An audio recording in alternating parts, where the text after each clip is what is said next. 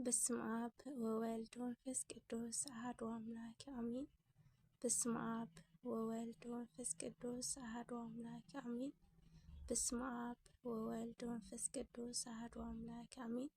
ኪርያላይሶን ኪርያላይሶን ኪርያላይሶን። ኣብ ሰሙነ ሕማማት እንገብሮምን ዘይንገብሮምን ነገራት ካህናት መስቀል ኣይሕዙን፣ ንሕና እውን መስቀል ኣይንሳለምን። እዚ ድማ ክብርን ሓይልን መስቀል ዝተገለጸ ጎይታ ድሕሪ ምስቃሉ ስለ ዝኾነ እዩ። ኣብ ሰሙነ ሕማማት ካብ ሰኒ ክሳብ ዓርቢ ዘለዋ መዓልትታት ናይ ብሉይ ኪዳን ምሳሌታት እየን። በዚ ግዜ ናይ መስቀል ኣገልግሎት ኣይተጀመረን እሞ መስቀል ኣይንሳለምን። ብተወሳኺ ድማ ንስሓ፣ ፍትሓት፣ ቅዳሴ፣ ስርየት፣ ጥምቀት፣ ስብሃታት ኣይወሃብን። ኣብ ሕማማት ስርዓተ ጥምቀት ኮነ ስርዓተ ተክሊል ካሊእ ምስጢራትን ኣይፍጸምን። ኣብ ሕማማት ንዝሞተ ሰብ ፍትሓት ኣይግበረሉን እዩ። መዓዲ ኣይፍታሕ እንተይና ሰንበት ሆሳእና ቅድሚ ሕማማት ምእታው ናይ ኩሉ ስርየት ፍትሓት ይፍጸም። ንስሓ ወሲዱ ቁነና ዝተዋሃበ ሰብ እንተሃልዩ እውን በዚ ዕለት ፍትሓት ንኩሉ ይግበር። ስለዚ ሰንበት ሆሳእና ከም ምዃኑ መጠን ፍትሓት እውን ስለ ዝግበረልና ኩለና ቤተ ክርስቲያን ክንኸይድ ይግባአና። ኣብ ሕማማት ንስሓ ኮነ ቁነና ኣይፍቀድን። ኣብ ሕማማት ካህናት መስቀል ክሕዙን ከሳልሙን ኣይግባአን። ምእመናን እውን መስቀል ክሳለሙ ብትእምርተ መስቀል ገጽና ክነማዕትብ ክንሰግድ ከለና እውን ብትእምርተ መስቀል እንዳገበርና ክንሰግድ ኣይግባአን። ኣብ ሕማማት ቅዳሴ ኣይቕደስን እዩ ብዘይካ ሓሙስ ዝግቦ። ኣብዚ መዓልቲ ሓሙስ ቁርባን ዝቐርብ ሰብ ዓብዪ በረከት ኣለዎ። ዝከኣለኩም ሓሙስ ክትቐርቡ ጽቡቕ እዩ። ብምስዓም ሰላምታ ኣይንለዋወጥን። ናይዚ ምኽንያት ድማ ይሁዳ ንጎይታና ብምስዓም ንኣይሁድ ኣሕሊፉ ስለ ዝሃቦ እቲ ምስዓም ድማ ናይ ሰላም ዘይኮነስ ናይ ክፍኣትን ተንኮልን መግለፂ ስለ ዝነበረ ንሕና እውን ነቲ ዝነበረ ንምዝካር ኣብ ናይ ጎይታ ስቅያትን መከራን ንምስታፍ ኣይንሰማማዕን ወይ ከዓ ኣይንሰዓዓምን። በዚ ቅዱስ ሰሙን እዚ ዝንበቡ ቅዱሳን መጽሓፍትን ዝጽለዩ ጸሎታትን ዝተፈላለዩ ዝተመረጹን ክኾኑ ከለዉ ንሳቶም እውን መዝሙረ ዳዊት፣ ውዳሴ ማርያም፣ ሕማማተ መስቀል፣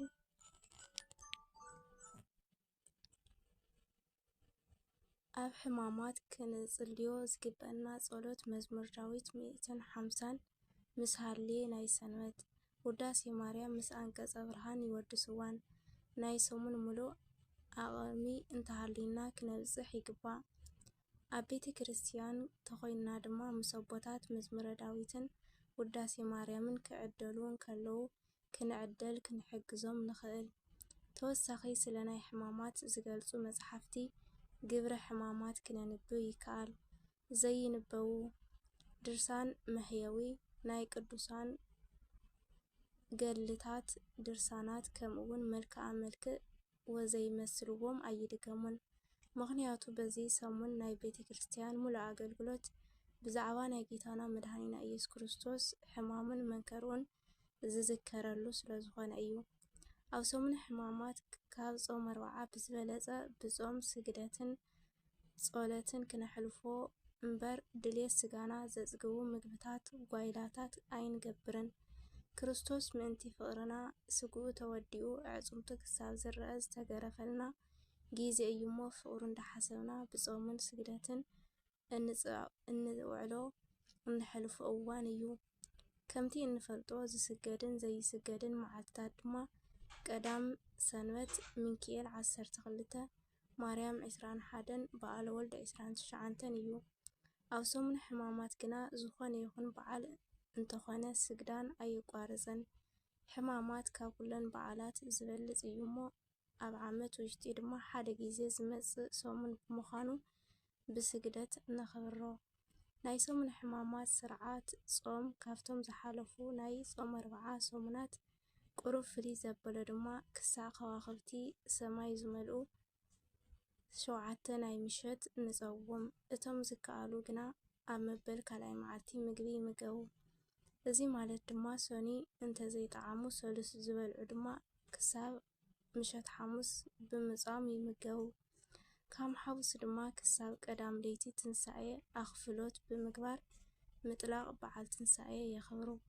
ኣኽፍሎት ወይ ከዓ ምጥላቕ ማለት ድማ ካብ ሐሙስ ምሸት ንዘይኽእሉ ድማ ካብ ዓርብ ምሸት ክሳብ ቀዳም ለይቲ ትንሳኤ ብጾም ምጽናሕ ማለት ይኸውን።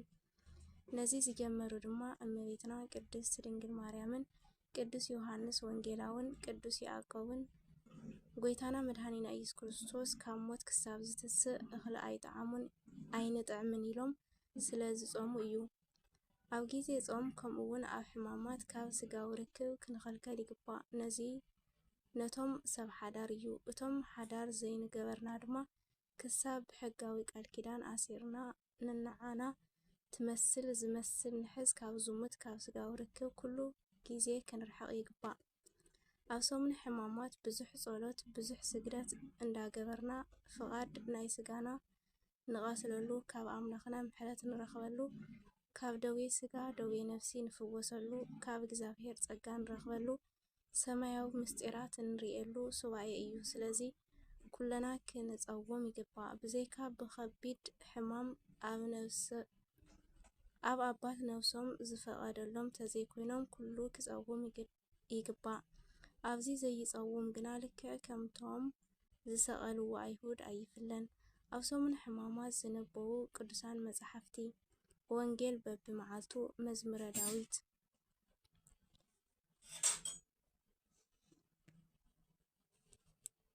ስለ ቅዱስ ቃሉ ቅዱስ እግዚአብሔር አምላክና ሽሙ ዝተኸበረ ዝተመስገነ ይሁን።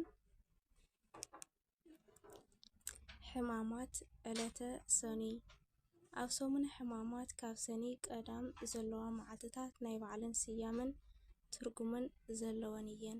ሰኒ ማለት ሰነየ ክልተ ገበረ ማለት ኮይኑ ካልኣይ መዓልቲ ማለት እዩ። ትርጉሙ ድማ ጎይታ ንበለስ ዝረገመላ መዓልቲ።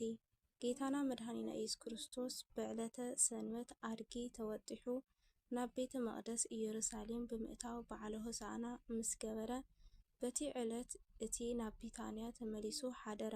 ማቴዎስ ወንጌል 21:17 ማርቆስ ወንጌል 11:11 ንጽብሒቱ ድማ ማለት ሶኒ ከም ብሓዱሽ ናብ ኢየሩሳሌም ተመለሰ። ክምለስ ከሎ ጠመየ እሞ ኣብቲ መንገዲ ሓንቲኦም በለስ ረኣየ። እንተኾነ ፍረ ደልዩ ከዳ ንሳ ግና ቆጽሊ እምበር ፍረ ኣይነበራን። ንሓዋሩ ካባኸ ፍረ ኣይረኸብ ኢሉ ረገማ። እታ በለስ ከዓ ነቐጸት። ማቴዎስ ወንጌል 21:18-21 ብዛዕባ ምንቃጽ እታ በለስ ክዛረብ ከሎ እታ መዓልቲ ሰኒ ከም ዝኾነት እንተነገረና ማርቆስ ግና ሰሉስ ከም ዝኾነት ይገልጽ። እዚ ከመይ እዩ እንተበልና ማቴዎስ እታ በለስ ሰኒ ተረጊማ ምንቃጻ ስለ ዝጀመረት ሰኒ በለ። ማቴዎስ ወንጌል 21:19 ማርቆስ ድማ ጎይታ ምስ ደቀ መዛሙርቱ ሰሉስ ንግሆ በቲ መንገዲ ክምለስ ከሎ ካብ ቆጽላ ነቒጻ ስለ ዝረኣይዋ ሰሉስ ከም ዝነቐጸት ገይሩ ጸሓፈ። ምኽንያቱ ዑደት ሆሳዕና ሰንበት እሁድ ስለ ዝነበረ እዩ። ዮሐንስ ወንጌል 12:1-3 ማርቆስ ወንጌል እታ በለስ ንምንታይ ነቒጻ ብዘይ ፍረ ከም ዝረኸበት እንተነግረና እስመ ኢኮነ ጊዜሁ ለበለስ በለስ ዝፈርየሉ ጊዜ ስለ ዘይነበረ ብምባል ይገልጸና። ማርቆስ ወንጌል 11:13 ዮሐንስ አፈወርቅ ድማ እስመ መዋዕለ ክረምት ውእቱ ጊዜኡ ክረምቲ ስለ ዝነበረ እዩ ይብል። መጽሓፈ ግብረ ሕማማት እታ በለስ ፍረ እተፍርየሉ ጊዜ እንተዘይኮይኑ ደኣ ንምንታይ ጎይታ ፍረ ደልዩ ናብኣ ኸደ? ኣቐዲሙ ስለ ዘይፈልጥ ድዩ ወይስ ምኽንያት ነይርዎ እንተበልና ንሊቃውንቲ 3 ምኽንያት የቕርቡ። ቀዳማይ ስጋ ምውሃዱ ንምግላጽ ኢየሱስ ኩሉ ዝፈልጥ ኣምላኽ ጥራይ እንተይኮነስ ሕቡእ ዘይፈልጥ ናይ ስጋ ባህሪ ከም ዝተዋሃደ ከምህር ኢሉ እምበር ንሱ ኣቐዲሙ ነገራት ዘይፈልጥ ኮይኑ ኣይነበረን። ቅዱስ ቄርሎስ ሃይማኖተ አበው 75 በለስ ናይ እስራኤል ምሳሌ እያ። ኣብ መጽሓፍ ቅዱስ ኦም በለስ ናይ ቤተ እስራኤል ምሳሌ ምዃኑ ይዝክር። ትንቢተ ኢሳይያስ 5 ካብ 1 ክሳብ 7 ሉቃስ ወንጌል 13 ካብ 6 ክሳብ 9 ስለዚ ድማ እታ ደሪቓ ዝተረኸበት በለስ ናይ እስራኤላውያን ምሳሌ እንትኸውን በዚ ድማ ጌታና ኢየሱስ ክርስቶስ ኣብታ በለስ ፍረ ክረኽበላ ከም ዝኸደ ካብኡ ካብ እስራኤል ናይ እምነትን ግብርን ፍረ ደልዩ ከም ዝኸደ የረድእ። ነገር ግን እስራኤል ካብ ናይ እምነት ምግባር ፍረ ደሪቖም ከም ዝተረኸቡ ዘረድእ መልእኽቲ እዩ። ሳልሳይ እታ በለስ ናይ ኃጢአት ምሳሌ እያ። ጌታ ብስጋ ማርያም ናብዛ ዓለም ቅድሚ ምምጽኡ ኃጢአት ኣብዛ ዓለም ሰልጢና ረኣያ ፍረ በለስ ክትበልዑ ንጊዜኡ ጥዑም ኮይኑ ድሓር ግን መሪር ከም ዝኾነ ኩሉ ኃጢአት እውን ንጊዜኡ ክትፍጸም ደስ የብል ኣብ መወዳእታ ግና ጣዕሳን ዋግኡ እውን ምረት ገሃና እሳት እዩ። ጎይታና ስጋና ተዋሂዱ ናብ ምድሪ ምስ መጸ ግና ኣብ ልዕልና ሰልጢኖም ዝነበሩ ሓይልታት ኃጢአት ጋኔናትን ስዒሩ ዝተገፈፈ ጸጋና እውን መሊሱና እዩ። በዚ አንጻር ጎይታ ካብታ በለስ ፍረ ደልዩ ከም ዘይረኸበላ ደጊም ንዘለዓለም ፍረ ኣይክረከበክን ክብላን ከምኡውን ንኃጢአት ንዘለዓለም ኣብ ባህሪ ስልጣን ንኸይህልዎ ገይሩ ከም ክረግማ ንምርዳእ ናፍታ በለስ ከደ። ነዚ እዩ ቅዱስ ዮሐንስ አፈወርቂ ሂይንተ በለስ ረገማ ንኃጢአት ብመንጽር ኦም በለስ ንኃጢአት ረገማ ኢሉ ተርጊምዎ ዘሎ። ቤት መቕደስ ዘንጽህላ መዓልቲ ጌታና መድኃኒትና ኢየሱስ ክርስቶስ በዓለ ሆሳዕና ብዝማሬ ምስ ኣኽበረ ብቐጥታ ናብቲ ቤተ መቕደስ ኣተወ። ኣብ ቤተ መቕደስ እግዚአብሔር ግና ኣብ ክንዲ መስዋዕትን ጸሎትን ዝዓርጉ ቤተ ሸቐጥን መሽረፍትን ኮይኑ ስለ ዝጸንሖ ኣብቲ ቤተ መቕደስ ኣትዩ ነቶም ዝሸጡን ዝሻየጡን ዝነበረ ኩሎም ሰጎጎም። ጠረጴዛታቶምን መሽረፍትን መናብር ከይሽየጥ ርግብ እውን ገልበጠ። ቤተይ ቤተ ጸሎት ክበሃል እዩ ዝብል ጽሑፍ ኣሎ። ንስኻትኩም ግና በዓቲ ጓሓሉት ገበርክምዎ ብምባል እውን ገሰጾም። ማቴዎስ ወንጌል 21 ካብ 12 ክሳብ 17 ማርቆስ ወንጌል ካብ 11 ካብ 15 ክሳብ 19 19 ሉቃስ ወንጌል 19 45 ክሳብ 48 ዮሐንስ ወንጌል ምዕራፍ 2 ካብ 13 ክሳብ 22 ንኹሉ እቲ መሻየጢ ሳንዱቓቶም ገላቢጡ ንዕዳግኦም በቲኑ ብጭጉራፍ ገይሩ ሰጎጎም። ስለዚ እዛ መዓልቲ እዚኣ ጌታና መድኃኒትና ኢየሱስ ክርስቶስ ንቤተ መቕደስ ዘንጽህላ ዕለት ስለ ዝኾነት ንሕና ኩለና ቤተ መቕደስ ኣምላኽ ምዃንና ፈሊጥና ንቤተ መቕደስ ሰብነትና ካብ ጸሎትን ምስጋናን ወጻኢ ዘረኣውነትን ክፍኣትን ስጋዊ ሓሳባትን ክነጽሪ እንምህረላ መዓልቲ እያ። ሰሉስ ዕለት ትምህርቲ ወይ ከዓ ሰሉስ ዘትምህርቲ ዕለት ዝብል ይቕጽል። ወስብሐት ለእግዚአብሔር ወለወላዲቱ ድንግል ወለመስቀሉ ክቡር አሜን።